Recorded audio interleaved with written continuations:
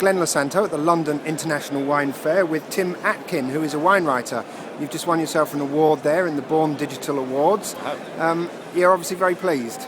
I'm extremely pleased. It's wonderful. I mean, I'm comparatively new to the digital world. I've been a print journalist for 26 years, but my website's been up there for a couple of years now, really, and I've just started blogging at the end of last year. So it's been great to win it. Fantastic recognition, and again, some really good people who spend a lot of time blogging and do a fantastic job online. So thanks to the judges for choosing me. I suspect there's a lot of people out there who think you have the dream job. But I also know, as a journalist myself, that these dream jobs are not always what they're cracked up to be. What is the life of a wine writer like? A friend of mine who's a barrister who earns a lot more money than I do, but she describes it as the most unjob-like job in the world. And I kind of know what she means. I mean, it is a bit strange, isn't it, that you drink for a living? But unfortunately, you know, the bit that's the hard work, the tasting's fun. Most of the time it's fun. You've got to write something, and you know, I do a lot of presenting and talking and all that kind of stuff. So it's pretty varied, my life. I get to travel around the world, and I won't pretend that it's not a job I love, because I do love it. I think it's fantastically varied.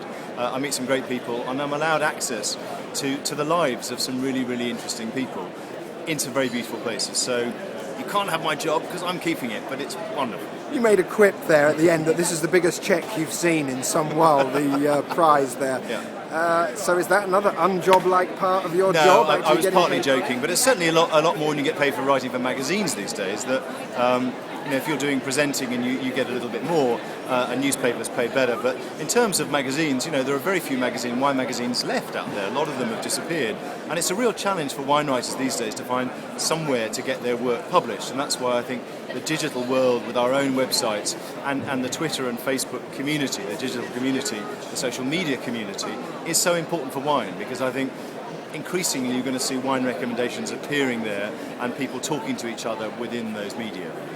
You seem quite positive about your future and the future of what you're doing.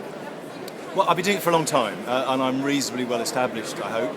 I'm a master of wine, and I'm a journalist, and I think all those things matter.